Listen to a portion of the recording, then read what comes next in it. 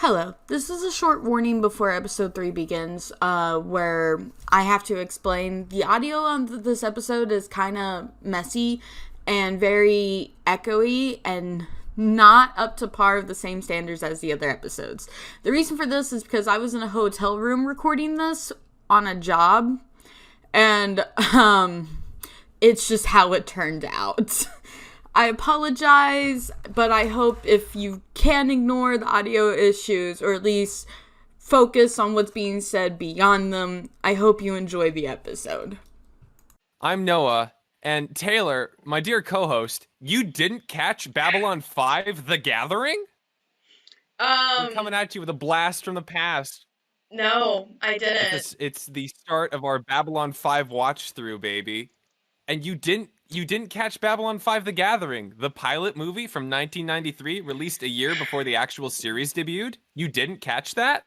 No. See, here's the issue. You think my mom must have been a sci-fi nerd because she showed me Star Wars when I was 3 years old. That's not true. She's not at all. She finds sci-fi boring for the most part. So, I never heard about Babylon 5 until I was already in middle school, and at that point I had no idea how to watch it, so. It was like Farscape. The same thing happened with Farscape. I heard about it in middle school, I heard it was cool, and I never watched it. Well, for me, Babylon 5 was just like Farscape in that my parents watched it because they're massive nerds, and they're very into sci-fi TV. See, that's where you're Yeah, lucky. I very much lucked out. I was quite fortunate to get that chance and to get that experience, and also to now have the entire series plus all the television movies on DVD lying around. Lucky which is why we you. can watch this and why this show can happen. So, as the host, it is my responsibility to give us just a quick summary before we get into the rigmarole of conversation that is our usual feature here at You Didn't Catch That. So, I mean, just the general outline, Babylon 5: The Gathering, the made-for-television pilot movie, establishes just the general premise of the TV show to come, which is that Babylon 5 is a large human-operated space station out in neutral territory run by a bunch of humans. It's mainly a port, so there's a lot of trading business going around, but also there are ambassadors because it's also kind of like the UN. It does a lot of things. So we get introduced to them. Things are just getting up and running. And the whole plot revolves around the arrival of the last ambassador of the council. But somebody does to try to do a murder on him. He does do a poison on the ambassador. And the whole movie is just about trying to figure out who did the murder, who didn't do it. There's all sorts of twists and reveals, and we get to meet our whole cast of characters and form really strong opinions about them that we'll forget about when, by the time the TV show has come around a year later in January of 94. It's fine. It's fine. And hey, maybe by that time we'll have forgotten all of the characters that they've, recast because this is a pilot and that's what they do. No, I will never forget about this. Taylor. Literally the only characters whose names I remember are the characters that apparently get replaced. The only ones I cared about and bothered remembering the names of are the ones who get replaced. Oh, shocker. I'm shocked. And I literally said, while we were watching, these guys aren't going to be here when the series actually starts. And I knew it. And I hate it. It's the people of color and the woman, right? That's what you said? Yep. It's going to be them. They're going to be the ones replaced. It was every single woman and or person of color. I mean, if it's any consolation, one of the women comes back later on in the series. Wait, even the psychic gets replaced? Because you said only 3 got replaced. So it's kind of stretching it. So does Carolyn and the psychic get replaced? Well, Carolyn doesn't get replaced. She just never shows up again, to my knowledge. Maybe she does once or twice. Maybe we get letters from her, but I don't think she ever really shows up. Well, that's disappointing. That's depressing. But the psychic gets shoved away, but then she returns to the series and becomes a mainstay for the last 2 years. I am so upset about that. I'm genuinely really upset about that right now. Damn. Okay. So here's my thing. Mm-hmm. It's all right. It was entertaining enough. I found myself interested in what was going on in it for the most part. But, like, god damn, I'm gonna need your help remembering characters' names. Oh, yeah, absolutely. Also, side note, my laptop is skipping frames while I'm recording on here, so my recording's not gonna be the best. All I need is the audio, and it's just your audio. Yeah, so here's hoping that goes well. But back to the conversation. Just initial thoughts. Yes. Fuck Sinclair. That's his name, right? The white guy in charge of everybody? Yep, that'd be Commander Sinclair. My mom's least favorite character in all of Babylon 5, I think. Your mom has taste in Babylon 5 because that guy fucking sucks. I do not like him. He did so... Oh, okay. So, like, everyone got dumb brain when it came to the trial and trying to get everything to work out for them, except for the bad alien ambassador. This would be the trial during the time when they think that Commander Sinclair is the one responsible for assassinating or attempting to assassinate the new ambassador. Yes. Everyone, they either overly complicate things or, like,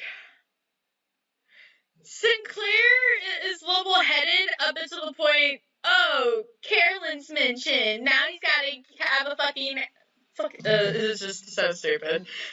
He has the Leonardo syndrome. And I say Leonardo syndrome because I'm a huge TMNT fan. It's what I know best.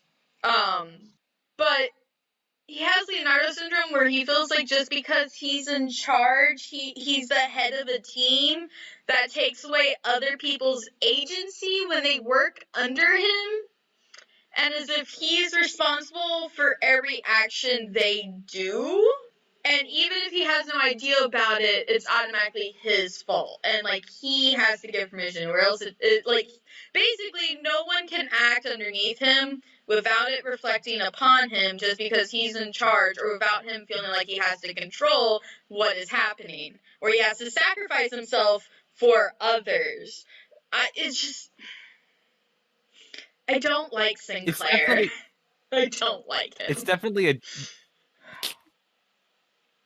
It's a downfall of writing those sort of characters. I think that's why I am so inclined to dislike them, because either they remind me of me, and that's just like, ugh, I don't want me in this story, or they do that plot, and it's the most boring thing ever, because they all have to do that plot, and we never really get to see much chance at depth of your Leonardos, of your Scott Summerses, of your Alex Powerses. Now, you're being very generalistic. We do get some depth to Leonardo when he gets to go off on his own and have his own solo missions and isn't the responsible one of a group. He does get development separately. He doesn't ever get any with the brothers. But when we get around to doing something Teenage Mutant Ninja Turtle... We're not talking about that tonight. I'm kind of wondering if I look forward to getting into that. I'm kind of wondering if Sinclair is going to be the same way. Where as soon as he's on his own, he gets a lot of character development, and then nobody reacts to the difference within him the moment he's back. I'm kind of wondering. I have a feeling that's going to be the case. My notes here say to look meaningfully at the camera. We really. Okay, you're gonna spoil so much for me. You're gonna spoil so much for me with just your reactions. I do not have the self-control you have about Supernatural. I'm gonna be very loud. This show goes places, and it's great. It's very topical. It's also the fact that I have the benefit of you won't see the visuals I add in later, where I drop in some spoilers so other people after I finish editing the videos. Not the visual format. God, I love that. Yes, it's going to be a lot of fun. You're going to look back and it's going to be hilarious. Hi, so this is Tiger in editing again. I started to do that, but was emotionally exhausted and just didn't do it for like these first 4 videos. It might happen in later videos, who knows? But in the first Supernatural episode, that did not happen. But Babylon. There's only like 3 people I like in the first movie. And it's not Sinclair. He's fucking bullshit. It's literally Takashima, Ben, and fucking, Lita? no, she's alright. Londo. She's Shakar. alright. She's okay. Lita's fine, but, it would be, what's the only ambassador for an alien race that's female? She's the only ambassador that's female. Oh, Delenn. Delenn. Ooh, yeah. I like Delenn is an icon. Takashima, Ben, and Delenn were my favorites, and 2 of them get replaced. I'm so bitter. But, like, It's a lot. Takashima takes charge! Where you see Sinclair at the beginning of the movie, like, checking out everyone coming in, looking for Lita, and the moment there's someone suspicious, he steps in, he handles the situation, blah, blah, blah, whatever. But then as he walks away with Lita, he refuses to let her go. He grips her arm and doesn't let her move away from right beside him, which, red flag right there. I already don't trust your main male character if he's grabbing women like that. But Takashima never grabs anybody when she's taking charge or giving demands or trying to protect people. It's almost like she respects personal boundaries. Takashima's where it's at. I cannot remember her first name. Ben is Ben Kyle, and I was like, he has 2 first names. But that's the only reason why I remember.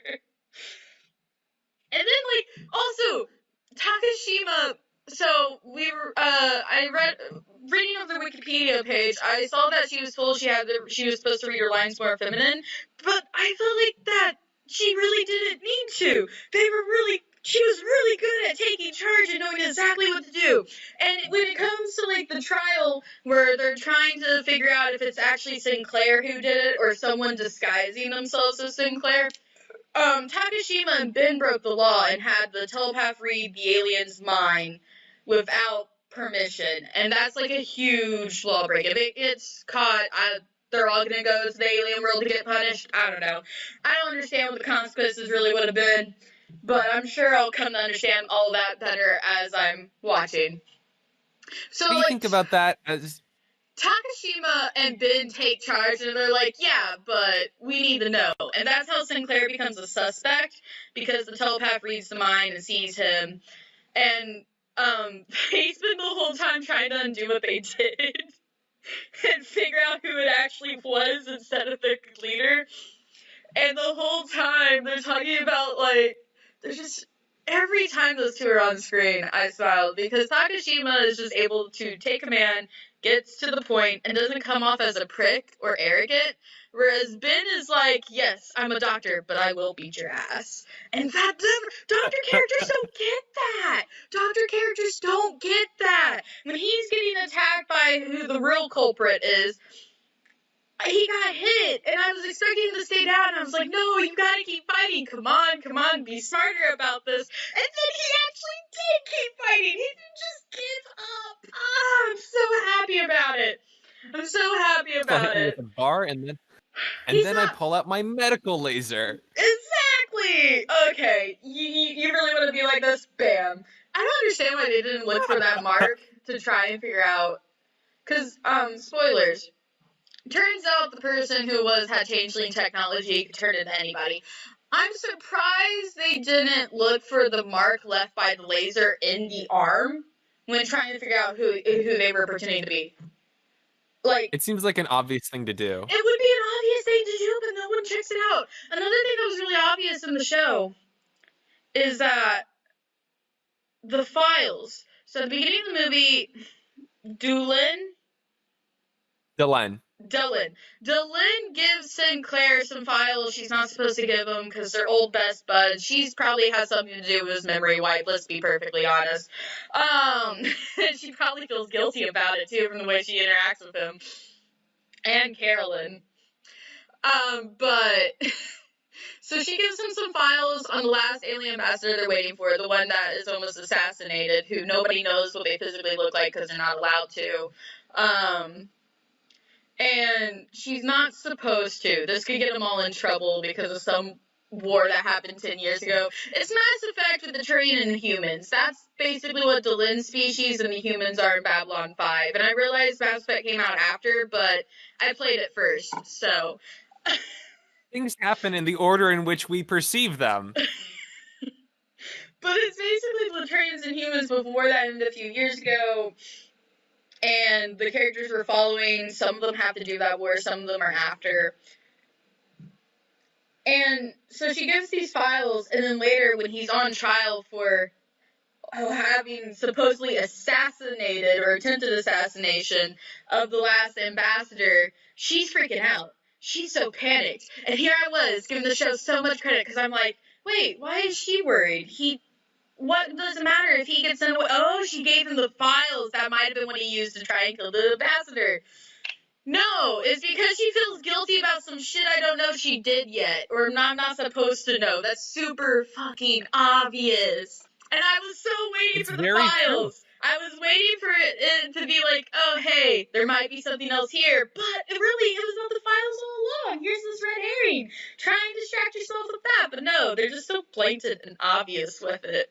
And I'm just like, they completely forgot about the files. They don't even mention them again. They get mentioned once, like, oh, this is secret and illegal. Don't mention it. And then they are never brought up again. Even when it would make sense to bring them up. Even when she finds out that he's not guilty, and she would have been like, so are the files still safe since he was masquerading as you? Anything. I've always loved that scene because it's such like a solid like character building. It sets up such an interesting dynamic and also just sets their relationship up against the broader politic of like human Minbari relationships in light of the war that happened a few years ago. And, you know, it sets up a lot of like interesting complications and also just like their individual personalities very quickly. But you're right, like what really would have made that the perfect scene is if like any of it had ever gotten reincorporated ever again. There's like a callback to it at the very end of the movie where like Dylan slips him some more files about the person that did the murder. Like after we've captured him, it's like, and I've got files here about them here. Our thing is passing files. She's the fucking shadow broker. I'm sorry, I have to keep myself kind of down because I'm in a hotel room. But she's the fucking shadow broker. She's shadow broker. That's exactly who the fuck she is. If she's just passing out files everywhere, again, Mass Effect again, I know, but like. She's the shadow broker, you're telling me, basically. My thing is, while that seems like the perfect scene to you, because it sets up character dynamics and relationships and give you some views on, like, how they are, it does do all that, but when you haven't seen the rest of the series yet, the scene doesn't matter. And when, as a new person who came in as a new viewer who knows nothing but the gifts of the fucking, all the Garibaldi? Londo gifts I keep sending you? No, not Garibaldi. Londo. Garibaldi and Londo are in love. You can't convince me otherwise. But, it's at least one-sided. But, yeah, I was going somewhere with it.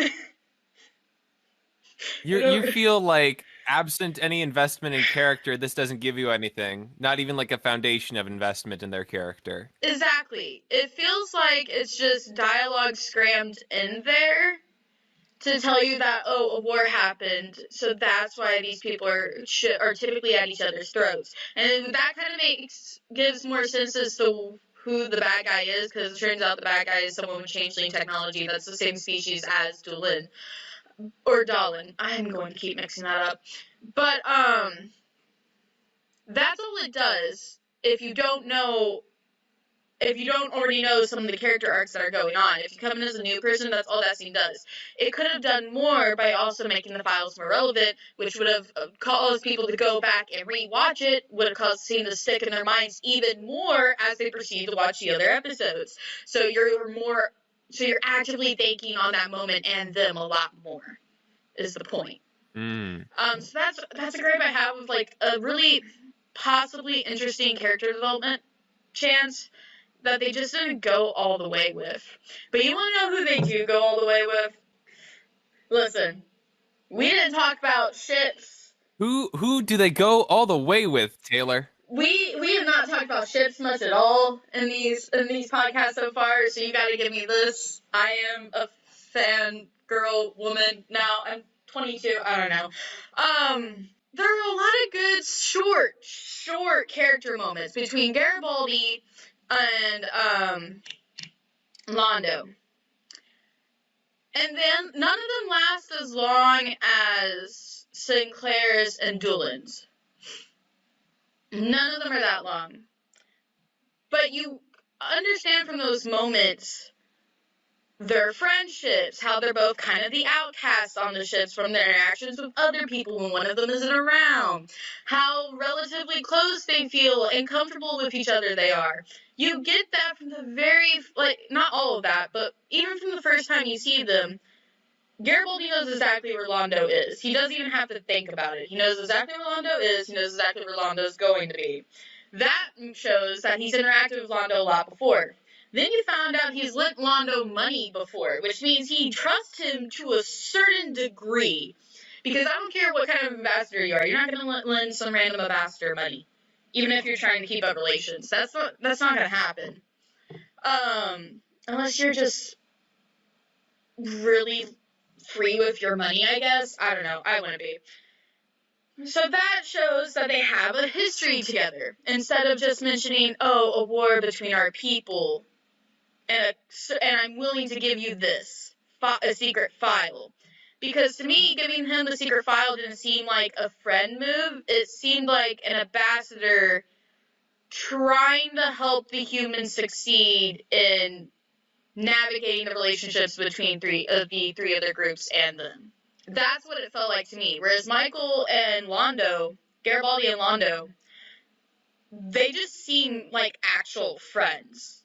They riff on each other, they make fun of each other, but nothing, even though, like, their interactions are necessary, and it does have to do with, like, the meeting of the ambassadors, and it does have to do with plot, you don't have to read into them as much to get the sense of friendship, unlike Sinclair and Doolin, where you have to read into it.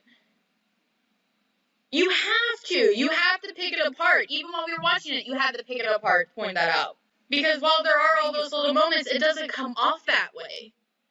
I mean, if what I was doing was picking apart, I don't think it's any more picking apart than any other, like, fun bit of characterization we've talked about. I mean, you know, I don't want to keep bringing up other episodes, but No. Bobby. Yes, okay. I knew you were going to throw that in my face. That's not what I'm talking about. I'm talking about how when we were watching it, you actively pointed out certain aspects of it. That's what I mean by picking apart. We pick apart lots of things when we talk about them. But I meant while we were watching, you were actually picking it apart and coloring my opinion on it, as I did with Bobby's introduction with you. But my point is, you don't have to do that to get the friendship between Garibaldi and Londo. Mm-hmm. A character that doesn't really get any friendships, but you understand where he stands with each of the individual characters, is the one Jakar? bad alien. What is his name? Jakar. Ambassador Jakar. The one who wanted to sleep with the telepath. Yes. That was weird. Just a lot of weird with Jakar in this one. Bunch of red flags. Jakar's another one who just, I feel like he's going to get better as the series goes on, but I'm just going to like him less and less. But that's not necessarily a bad thing. With his character, he's going to be, I know he's going to be the antagonist. He's going to be a minor, relevant, continuous antagonist who causes small problems around the ship and basically picks fights with everybody. That's exactly what he's going to be. I'm calling it. Because in his first introduction, he's arguing with Takashima. And then he helps the bad guy get onto the ship and makes friends with Takashima out of nowhere. You already know that's like, no, fuck off. There's something suspicious about you. But then he interacts with everyone else, and he has something on everybody. He's willing to threaten Doolin, who, that is the only person we see her get like, she acts differently with Jakar, or whatever his name is, than she does with the other characters. You could argue that she acts differently with Sinclair, but I really don't feel like, besides her smiling slightly more, I don't think she acted very differently with Sinclair in this movie than she does with the other characters. Whereas with Jakar, we actually see her get kind of violent and get angry and drop that facade of, oh yes, my race is the oldest, so obviously we're the most peaceful, we've grown past war. I know that's not exactly what they are, but, like, they play into that trope a lot, this movie. I think you're projecting a little, just a little. Maybe a little. But, like, there's a lot of that sort of thing here. I can see that. There is. I'm exaggerating it. I'm not projecting. I'm exaggerating it a little bit. I'm being a little bit hyperbolic. But she does have that kind of attitude and arrogance. And again, she's my third favorite character so far. I don't mind that. I'm just saying, the oldest species versus the youngest species, alien-wise. Humans are probably the youngest, but I don't really understand how young they are compared to the others. They don't really make that clear, whereas they make the other ones very clear who's oldest and who's youngest besides the random fourth one. No, you don't understand. Humans were just normal. We're normal. Humans are just the default of all sci-fi, and I hate that. I hate that so much. You don't understand how much I hate that trope. Oh, I hate that trope. I really, really hate that trope. We have a shared abiding dislike of when, like, other persons aren't given full personhood in fantasy and sci-fi. It's not even just that. It's when they try, because they want to connect with the audience, shows like this often approach it from a human perspective. Most of your main cast is going to be humans. Most of who they interact with are going to be humans. The aliens are often opposition or antagonist, or they don't understand humans, and that's what causes problems. In a lot of these sci-fis, that's not just taking away personhood, that's also, like, refusing to frame it outside of the human view. It doesn't make your audience think as much as it would if you may force them to follow aliens instead of humans first, and then force them to try and understand the aliens they are viewing on their show or in a book or whatever, and then see later how they interact with humans. I really want to see something start with, oh, this is the alien perspective, here's some of their culture, here's what the daily life in the world is before they interact with humans. Try and understand them. Yes, there's going to be a disconnect, but there are also similarities, and you're supposed to notice that before you actually see them right up against humans. But no, instead, we always have a mostly human crew, we always have the humans in charge. Aliens are either ambassadors or bad guys, it's just, which is kind of sings to a very xenophobic streak in sci-fi, but if we get started on that, I don't know if we'll stop. I'm trying to think here of a sci-fi that doesn't follow that rule, that actually does give us, like, the alien perspective first. The first thing I think came up was, like, District 9, but no, that is all human perspective. Nope. It just, like, forces a human into the alien perspective, like, within 30 minutes. And it's a rough ride, but it doesn't do that. I think the only one I can think of that does that. It also doesn't do the alien perspective well. It also doesn't do the alien perspective well. And Transformers, the comics do that. But it was easier to get audiences to understand the Transformers perspectives and read the comics because there was already a TV show where they interacted with humans every other episode. They were still on Earth, they were still dealing with human things. It should be said, the original TV show did start with space and the Transformers first. It did. Okay. It does technically meet the qualification. But it doesn't show any of their culture, their daily life before humans. Because so it doesn't meet the qualification, because even then, it's their world has been destroyed, this is them running through space, trying to find a place for a safe harbor. That's not getting a glimpse at the Transformers or that's not getting a glimpse at Cybertron or their cultures or how things get to how they do. That's why almost nobody who just watches the cartoons actually knows how the war got started in Cybertron. But again, this is not a Transformers episode. This is not a Transformers podcast. Babylon 5 does that exact same thing, where it's all from a human perspective. You're gonna meet your human characters first. You got an odd human character who has a special ability because it's the future, so telepaths are a thing, with questionable morals, who's also a super fucking capitalist. Like, the capitalists apparently use telepaths and sell them to companies to make better business deals, which, gross. I can think of so many other things that you could use telepaths for that would actually be helpful to like, individuals, such as, like, psychologists or sociologists. No, you're gonna help make business deals. I hate that. It's a lot of great stuff with the telepath. It's a lot of great so stuff. Gross. It's so gross. Something about that just inherently grosses me the fuck out. It's very gross. So you meet her, and she doesn't come off as suspicious or evil or mean, whatever, but immediately Sinclair approaches her as such. He starts grilling her immediately, talking about gambling and blah, blah, blah, and how she's not allowed to do it, and she's like, I already know I can't do it, dude. And then with the arm grab, she's a normal person just trying to get a job done, and while it's for capitalist companies that seem really gross, my lefty's coming out, she's still an individual, so there's that. I had a point, but then I started thinking about capitalism, and I got mad. Space capitalism, baby. What do you, is there something you want to talk about that I haven't mentioned? Because I've been going off on characters. I'm really into the characters.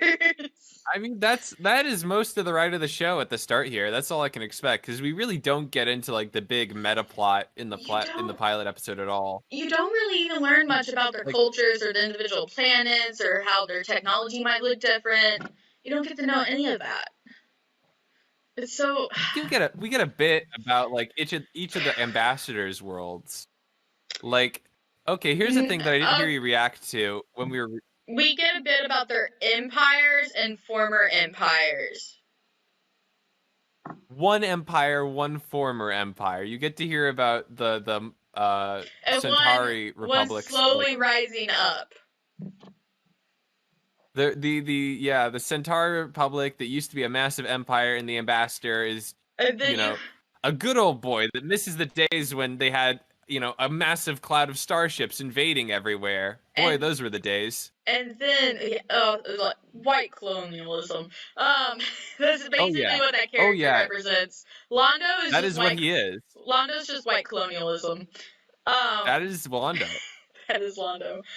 And then you have the mysterious one. Then you have the mysterious one nobody knows anything about, or where they're from, or how their planet works. And it's out on the outer edges, and nobody knows what their bodies look like. And only the Doolin have any information on them because they're so old and wise.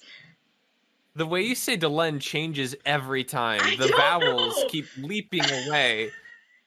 Her name is Delenn. Her species is the Minbari. Don't you know the lore on Babylon 5? I don't.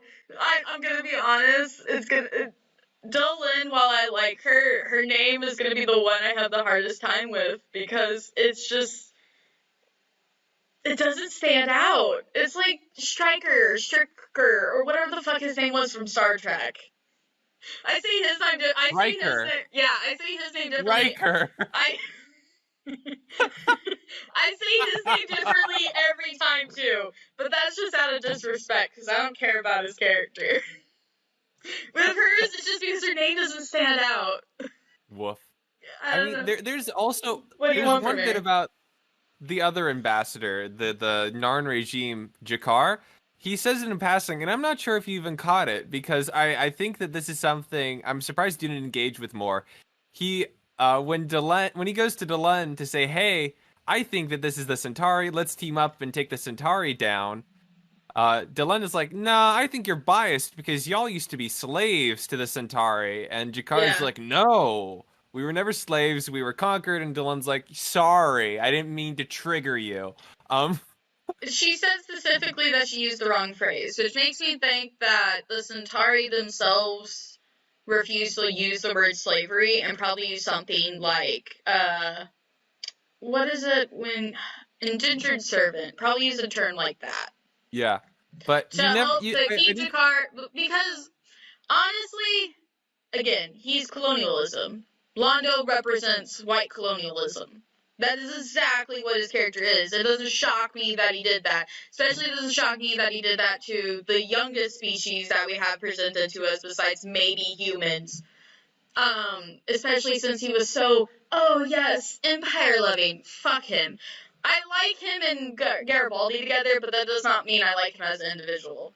I can enjoy a ship and hate a character in it.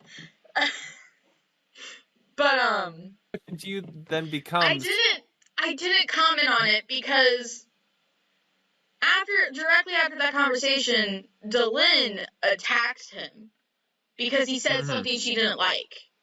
So she corrects herself and says, "Oh, I'm sorry. I used the wrong word."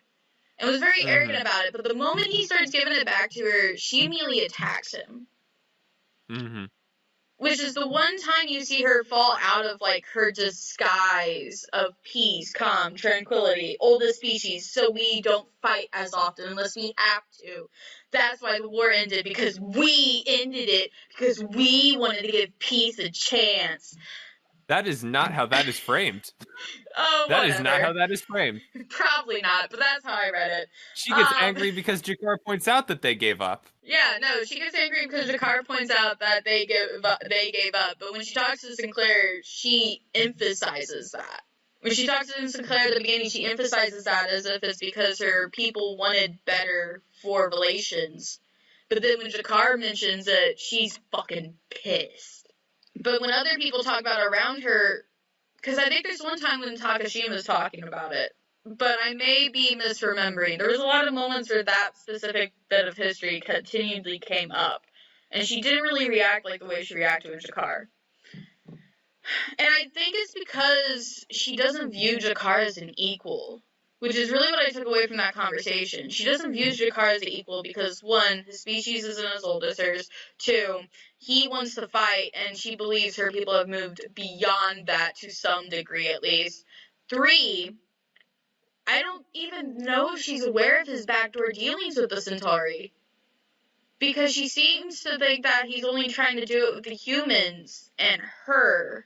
With the, because she makes reference to knowing about who he's meeting with. And I think that was talk about the telepath, because it's before he meets with Londo at all.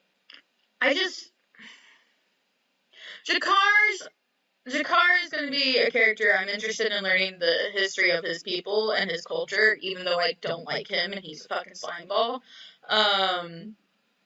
Because it's going to be how others view them that makes him the bad guy. And how others view his species that makes them the bad guys. And I'm hoping Babylon 5 can move past that, because of course they would be pissy, of course they would want retribution, of course they would want a chance to rise up and have power as well. I'm hoping they go a route where they allow him to explore those ideas without going completely off the deep end, without completely stepping off the edge into the deep end, and allow him to remain not even a good guy, but a great character. At the very least. That's what I want, but I know they're probably just going to make him the classic fucking villain, or his species is going to be this villain, or... There's a lot to explore with that, especially with the history of how they were enslaved, but they weren't enslaved. They had a different term, so they were allowed to keep some of their pride, while the Centauri abused that pride of theirs. But I just don't know enough to really connect all the pieces, and I don't think the show's gonna do it good enough for it not to infuriate me. If that makes sense. Because I'm gonna get infuriated. I'm really glad all your predictions are on video. I'm very glad for that. It's a lot more fun. It's a lot more fun than when we used to type them out in Discord and try and keep tabs. Jakar has potential. I do not like his character. I also don't like Londo's, but I also don't like Sinclair's, and those are probably going to be the three big fucking dudes. Garibaldi might become more important as time goes on. He seems like he's going to move up the ranks, especially when they replace Takashima and Ben with new people. But I don't know if I trust a show from the 90s that was sci-fi to do it well. Because, hey, colonialism didn't end that too long ago. Like, it didn't end long ago at all. And Ladies and gentlemen, I've got news for you. I don't know I don't know if I trust the show to do the storyline well, so I just wasn't gonna mention it because I'm still trying to, like, piece together what I want to happen with it and how I think it could be interesting versus what I know will probably happen. Because they already went out of their way to make him kind of creepy with, like, several women. Not even just the telepath, but with how he directly disrespects Takashima. And the moment he's trying to get on her good nerves, it's not him complimenting her. It's him using flowery language to get what he wants from her, and he thinks that that's the smarter way to go about things, because appealing to what she wants is better than just saying, you know what, you were right. So I don't know. I don't know how I feel about him. I don't know how I feel about the species. I think it's very interesting the way they, like, position the characters, these ambassadors, and I'd like to hear what your thoughts on this are, because we've sort of been talking we've kind of been talking about it, but I want to raise it up as a specific point. The way that each of these ambassadors relate to their governments, from what we understand of them, because there are some of them where none of them really are full embodiments of what we're told about their cultures, but they all have very clear and distinct relationships to their home governments. Okay, so what is the name of the mysterious one, the fourth one who almost gets assassinated? The guy you have a helmet for. Yes, that would be Ambassador Kosh of the Vorlon. Okay, so I want to talk about the Vorlon then, because the Vorlon, they're probably the most unique out of all the ones we've seen so far. Like I said, Londo is colonialism. He misses days of past where they were conquering and doing more with their lives, and how things were better back then, but only better for the people in charge. He very much idealizes his culture and puts it on a pedestal and mourns it. He mourns his culture because he feels like the generations are becoming less. That's how I feel like Londo's connection with his culture is. Whereas Kosh's people seem to have very interconnected ideas. Whereas, yes, he, him pronouns, right? Yeah. Okay. Whereas because everyone else was very obvious, but he really wasn't. His people wouldn't even let his mind be scanned because they don't trust telepaths, because I think it's going to be because that's too personal. I think they view that as too personal and detracts from an individual. But it could also be because I don't know what it is, because I'm trying to pick up specific points of reference, because I paid extra attention anytime his people were mentioned, but I can't think of, like, I didn't write down quotes because I'm too busy reacting to the movie. But I really wish I had now, because there's something about his culture that makes me think they put groups over the individual, but whereas individuals are all valued by the higher group. Maybe I'm reading into it too much. Maybe it's just privacy, not familiarity that they put on a high pedestal, but I'm really interested. I feel like his is going to be the most, not personal, because everybody's connection to their culture is personal. Even Londo's and Jakar's and Dolan's all are extremely connected to their cultures and their governments. I said it wrong again, didn't I? Fuck it, I don't care. We're moving on. You never care. Kosh is the one I'm most interested in, because we get the least about him We don't even know what they look like, which I kind of expected to be an alien body, but Ben wouldn't have reacted that. Well, not an alien body, a robot body, but Ben wouldn't have reacted that way if he was a robot underneath, because he acts like he's repulsed by viewing it. Which makes me also think if they're considered ugly by all the other species standards, maybe that could also be a privacy thing, but maybe it's also lends more to the familiarity aspect. I don't know. I want to know, though. I really want to know, though. I'm the most interested in his, because I have ideas what I think it might be, but I know it's a 90s show that was sci-fi, so it's probably not that. It's probably not that, and I'm reading too into it. I'm having too many expectations, but I'm hopeful. I bet you $100. I bet you $100 you can't predict what the Vorlons look like. I'm not even gonna try. I'm not even gonna try right now. Maybe later, but not right now. I don't even think they'll be A reptilian. sketch at the end of every season, just your best guess. I don't even think they're gonna be reptilian. I don't think they're reptilian at all. Mm-hmm. Because Jakar's kind of reptilian, and even he's not treated like that. So, reptilian out. That's the only thing I'm gonna guess right now. Not a robot, probably not a reptile. You find out that Jakar is like some sort of reptilian marsupial. Interesting. I really want to Very hear more interesting. about that. I want to hear more about the evolution of that. But, moving on. Oh, God. Oh, God. That makes me think differently about the mating ritual he suggested, the telepath. No. Moving on. I refuse. I don't like that look on your face. You got a shitty grin, and we're moving Ouches, on. baby. We're moving on.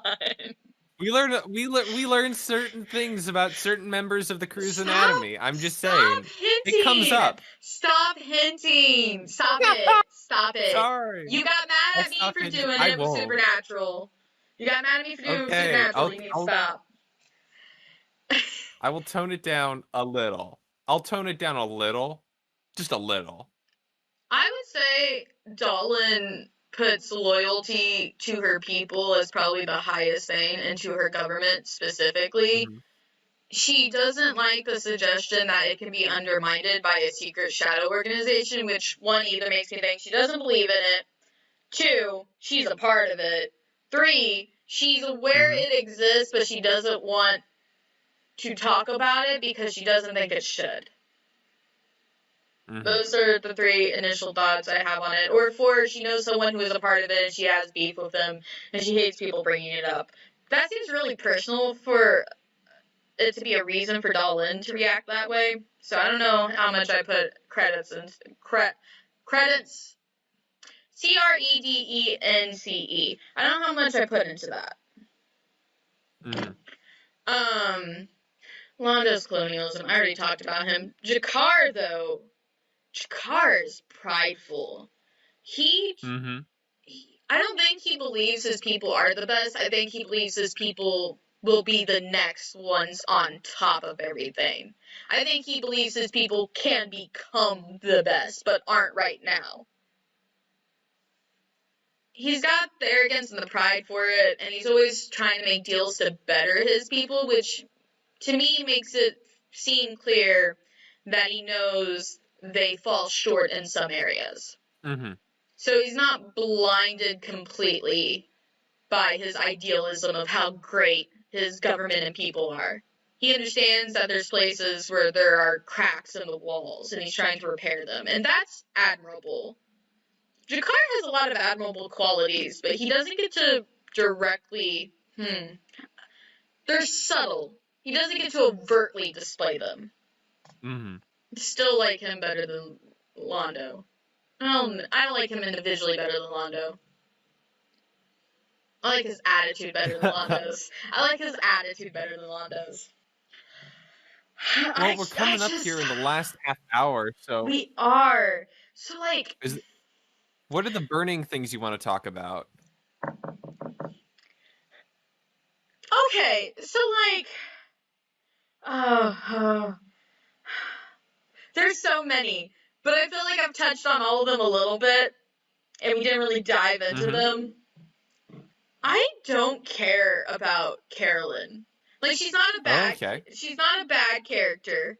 I liked her when she was talking to Dalinda trying to defend Sinclair and get her to do something. But otherwise, she didn't really seem to have a lot of purpose. It seems like she was just there to guilt somebody into helping Sinclair to get him out of trouble, rather than do much.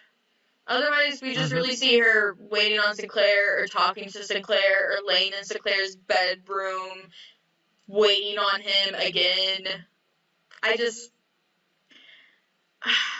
She seems like the token girlfriend of the main male character to prove how charming and masculine and just straight they are. And she didn't seem to have much of a point. Maybe that's why they take her out. I'm really hungry. I'm so sorry, but I had to take a bite. I'll edit it out of the podcast. I'll edit out the YouTube video. I'll amplify it in the podcast. I'll leave it in. Make the crunching noises our intro music. Don't fucking do that. Don't fucking do that. Out of all the characters who get introduced, it seems like she's the most expendable. I don't know. There's something about her. I want her to be better. I want to like her. And I don't know why, but I do, and I just don't think I'll ever get the chance to. I don't think the series will ever give me a chance to. Especially what you said about her supposedly disappearing. Although I think it would be cute if her and Dalin got together. I like Carolyn and Dalin together. Because Dalin also acts slightly... She gets to step away from her displayed persona a little bit when she's with Carolyn. And that makes it clear they have a history together, though you don't know what their history is, and like you kind of get the idea of what Dalin's and Sinclair's history is. Seems like Sinclair's the mutual one between them, but the way they talk to each other, they're not always even directly referencing him, but things that have happened between them. So I really like that. I wanted to have more moments of the two of them together. I want to have more moments of Carolyn just getting to fucking interact with other people. I want to know what her dynamic with Takashima would have been. I want to know how she would have reacted to the telepath and the evidence against Sinclair if she had actually gotten to hear any of it. I would have liked for her to have been dragged into the trial like they tried to drag her in, because it would have given her something more to do. Besides, oh yes, I came conveniently at this time, so that makes you also look suspicious. And I'm here to yell at an alien. And then bang you whenever you come back into your room. That's it. That's it. That's what she does. Am I wrong? Am I being hyperbolic again? No, not at all. No, I think that's a pretty spot-on shot at her and how they could have used her better. They done Carolyn dirty. They did. They've done so many of the characters dirty. I'm so sad about Ben and Takashima. I know we've already talked about this, but you don't understand. I liked their friendship. I liked how they interacted with the other characters. I liked how we got to see them be independent and do their jobs without the distractions of everybody else. I like how Ben was immediately suspicious the moment fucking the changeling dressed up as the telepath walked into the room and went to a corner he wasn't supposed to be in. That's when Ben starts paying attention. And he immediately goes and checks the board that they walked right past to make sure it hasn't been fucked with, though he didn't check the right side. I like that there's that subtle intelligence shown by these characters, where they're not just stupid because, hey, convenient for plot and the bad guys. I enjoy that. Also, Takashima being like, I haven't broken any rules in a while she's drinking illegal coffee. Bold ass move. And Ben is just like, and neither have I, while he's drinking illegal coffee. I don't even like coffee, but I love that. That was one of my vines, one of my things to jump onto if we had a lull in the conversation. I was like, oh man, I remember your reaction to Takashima talking about rule breaking while holding her illegal coffee. Well, not illegal, but her rules violating freshly ground coffee. It is illegal because she's not allowed to grow it in the garden, but she secretly is growing it in the garden. So it actually is illegal coffee. It's an illegal form of coffee. Just like how, I think in some places in the United States, moonshine's an illegal form of alcohol. Like, it's illegal to make it a certain way or something. I don't remember. I feel like that was a conversation I had with my mother once. God damn it. But, it is. It's completely illegal. And she's just like, I haven't broken any laws in a bit.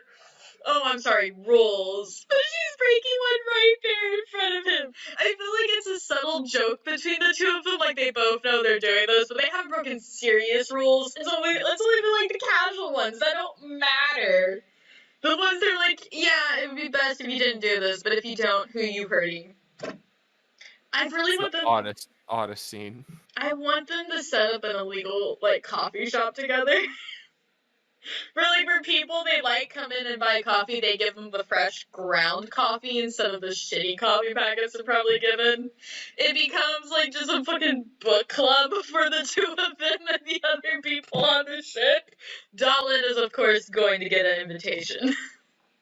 Okay, that's a call to action. All you Babylon 5 fans in the audience, get to writing on your regulation-violating coffee store AU, hosted by Ben and Takashima. I really wanted to read it, though. No one else writes First it. chapter's on my desk by Friday. If no one else writes it, I probably will, because I love the idea of it. And, not even as a ship. I just love the friendship between the two of them. They literally... Mm-hmm. I was really worried Ben was just going to be a token black character who didn't get to do much or say much, because in that very first meeting we see him in, he doesn't get to do much or say much until right before they all get dismissed. So I was really... this is a token black guy, and they're not really going to have him do anything. But then he actually gets to do stuff!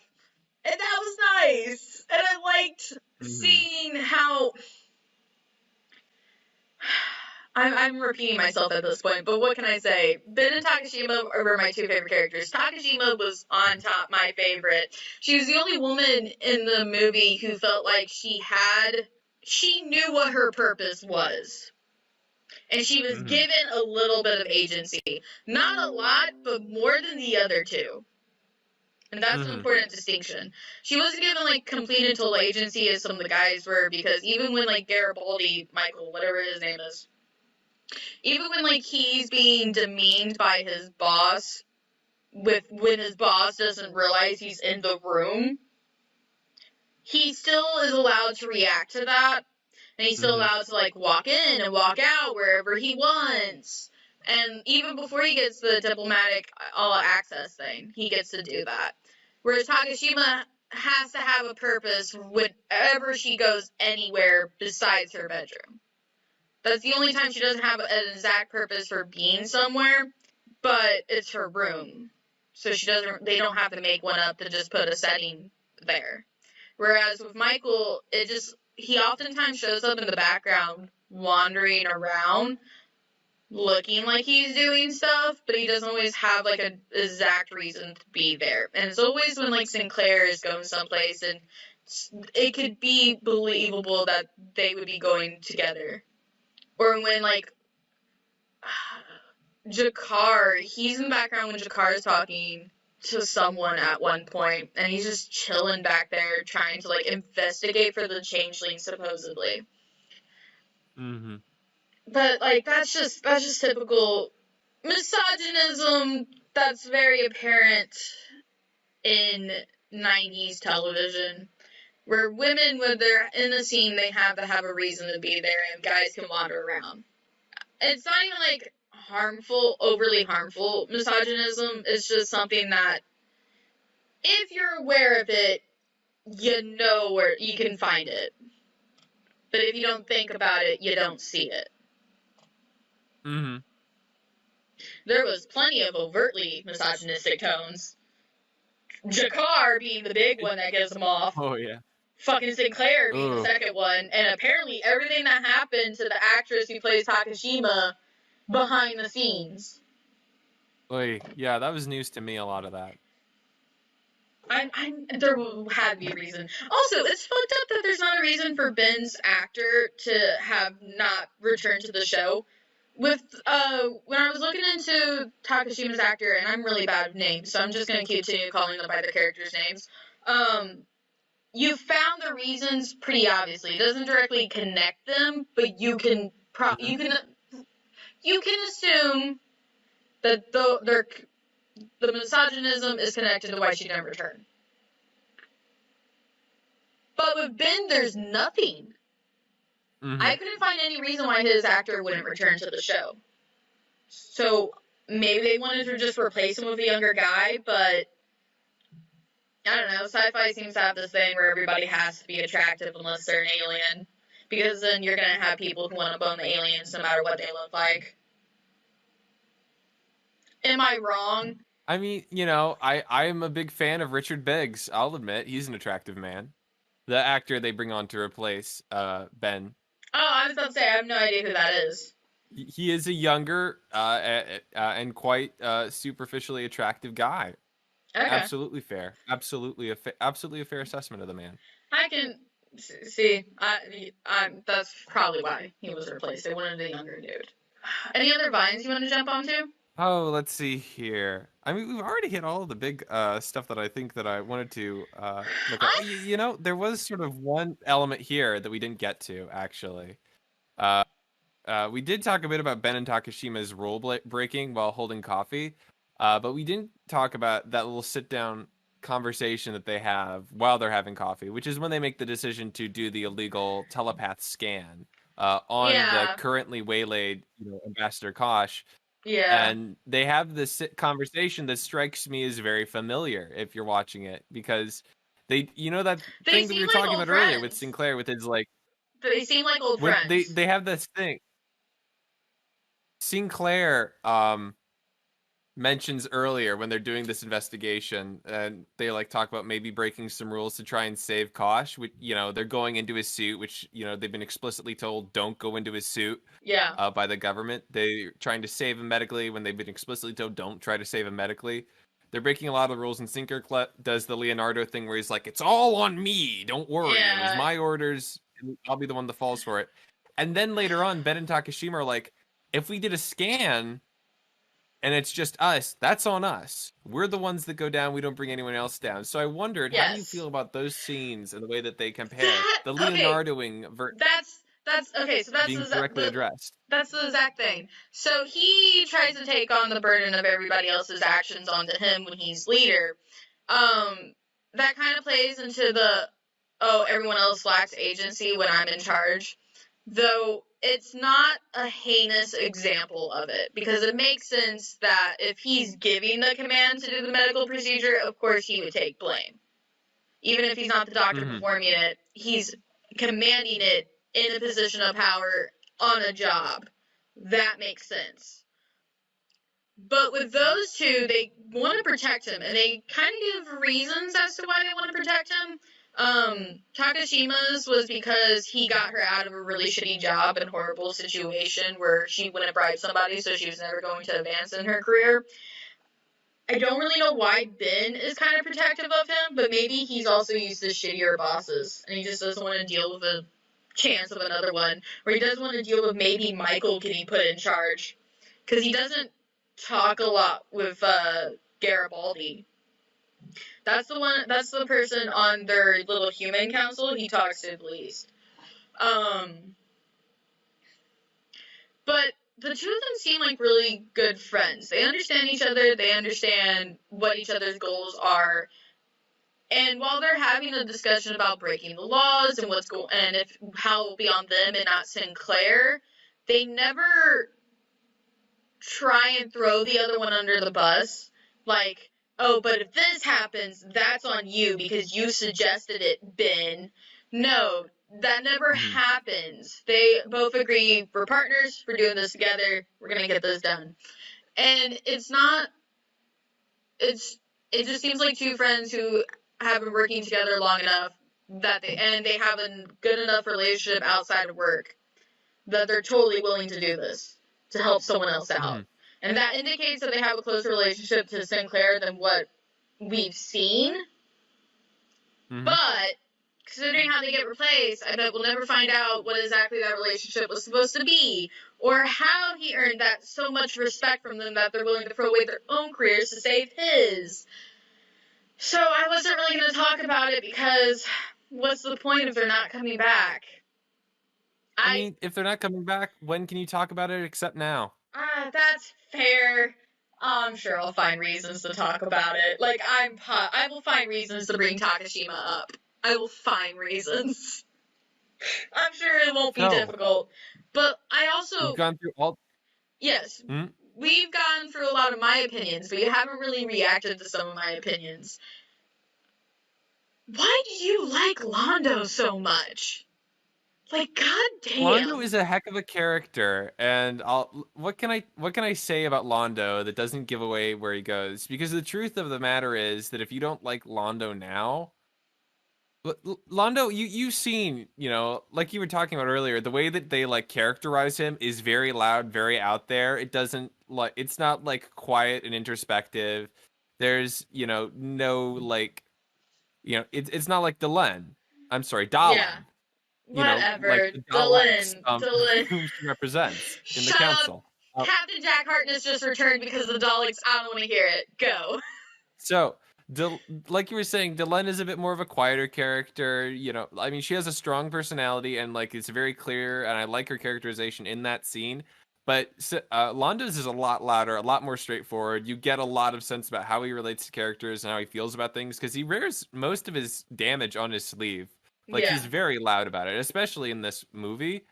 And I can think what kinda I like relate to about that. Londo,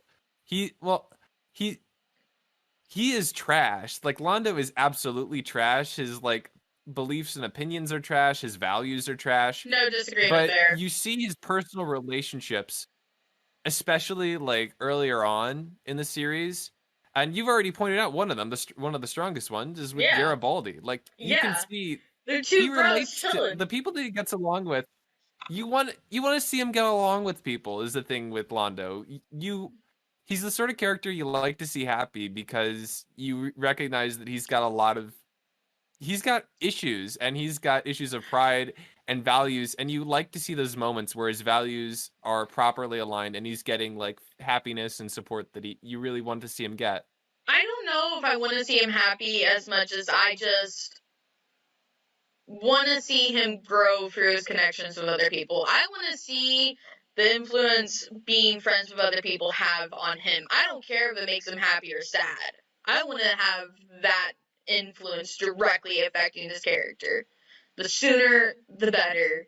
I want Michael to affect his behavior. I want other characters who come into the series to give him pause before doing certain actions. That's what I want. You want him to get weaned off. I don't give a fuck if he's happy or not. But you do want him to get winged off the colonialism nonsense still, Oh, though, right? absolutely. And I want other people to be the reason why he comes away from that. Because I don't think he'll ever do it on his own. And that's why I engage so much with Londo, is you do that in a lot of levels. You want to see him, however you want to phrase it. I want to see him, drawn to his better angels because he is such an engaging character. And he is fun, even if he is clearly like monstrous fundamentally in terms of what his values are.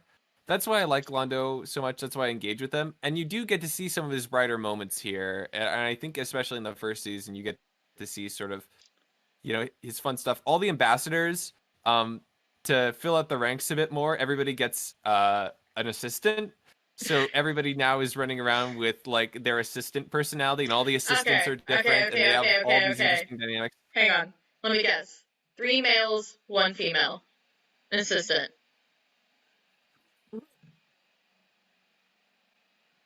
Am I on point? I'm sorry, your audio's cutting out. I can't hear you. I'm going through a tunnel. That doesn't work. I can see you stretching. I can't make you out. He is literally taking a notebook and flipping through. He's flipping through a notebook because he's too scared to actually scrunch it up because he writes his notes in that. You can see the ink. I don't know what you're talking about. That's the tunnel. That's the tunnel. It's messing up my audio. I can't hear Okay. you. You were saying something. I was Are gonna tell we? you all the ambassadorial assistants come on, and they Are have great we? personalities, and they have fun Okay. dynamics with everybody. That's great. And That's great. and But this is Londo a '90s show. is great. This is a '90s show. So let me guess: 3 dudes and an obligatory woman. And your sound cut out again. I don't know what's happening there. Noah. I I'm gonna don't know take what's that. going on. I'm gonna take that Discord must be either. broken. I'm either gonna take that as a yes or it's just 4 guys. You keep talking and I keep not being able to hear you. Can you just tell me who gets the woman? I want to take a bet. I want to take a guess on who gets the woman assistant, and you can tell me if I'm right or wrong. Okay. It's not Dolan. Okay, who do you think it is? It's not Dolan. Dolan doesn't get the woman because she's already a woman. She's gonna get a dude. I don't think they would put them with Jakar simply because he's really misogynistic. But at the same time, that's probably what they're probably gonna make her the slightly better version of him that's relatable and actually makes you want to relate to his species rather than make him an actual interesting character. So Jakar or Kosh. Those are my bets. I guess I misspoke. But Kosh does not get one. Jakar does, and it is a woman. Kosh doesn't get one. Kosh better work with the telepath. Kosh better work with the telepath. That better be his assistant. It's gonna be. I'm so glad we're recording this.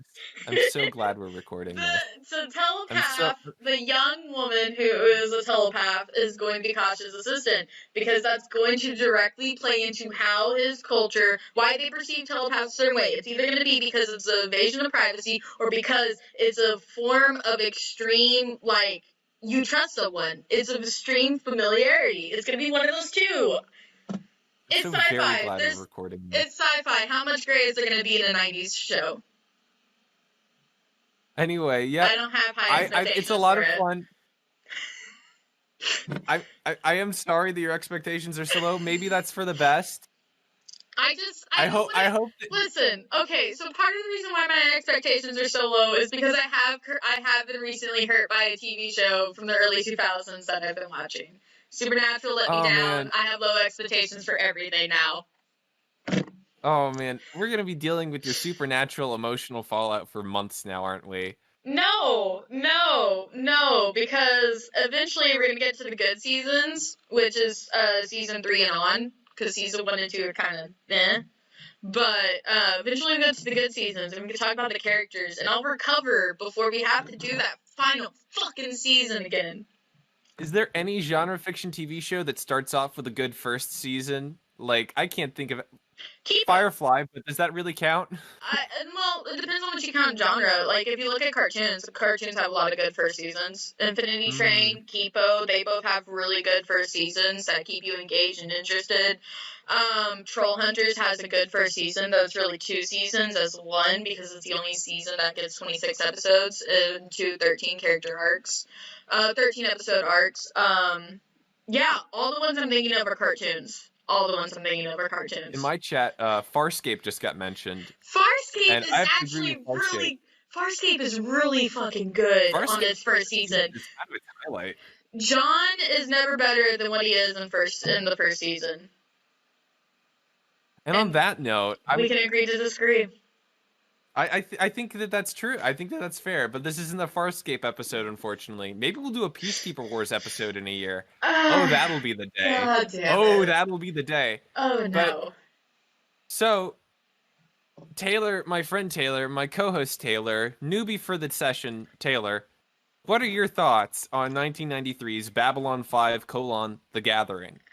So far, it's on par, of course, with what I expect from a 90s TV series. A little bit of misogynism, very not so subtle racism, especially with, like, their alien characters. Really playing on that colonialism a big lot. There's a lot of things that make me apprehensive about it, but but I do really like some of the characters. I do think some of the characters have a chance of getting better. And for me, if I watch a TV series, it's because the characters are good and keep me engaged. And as long as I'm emotionally invested in the characters, I will keep watching a show. So maybe we'll see if the plot gets good. Right now, it was really predictable and exactly what I expected. I'm not gonna let the hype get to me because I don't believe the hype in like it on Babylon 5 or Firefly or X-Files, and I've only ever seen one episode of X-Files, maybe two. So they're just shows I won't believe hype in. I'm glad you're coming here with such an open mind. So, do you personally recommend Babylon 5: The Gathering? If you like sci-fi, you'll enjoy Babylon 5: The Gathering. If you don't, but you like 90s TV drama, you'll enjoy Babylon 5: The Gathering. If you don't enjoy either, this probably isn't the show for you. Unless you like talking about the meta of colonialism in sci-fi. It's definitely fun for that too. Oh, So, I can't wait. Well, I've been Noah. And I've been Taylor. I'm said Tiger's 35. And you finally caught Babylon 5: The Gathering. I did. Thank you for watching the video. If you liked our discussions on Babylon 5: The Gathering, please subscribe to support our channel. We will be watching the rest of the Babylon series as we get to it, though they're going to be spaced out a little bit more than the Supernatural series. Likes are wonderful and greatly appreciated too. If you want to see these episodes get made before they go up on YouTube and Spotify, you can find our Twitch channels to the bottom right and in the description below. We record the episodes on both channels at 9 p.m. Eastern Standard Time on Tuesday nights. So, who exactly is your guys' favorite alien species in the series? I'm learning them as I go, but I would love to see your comments below.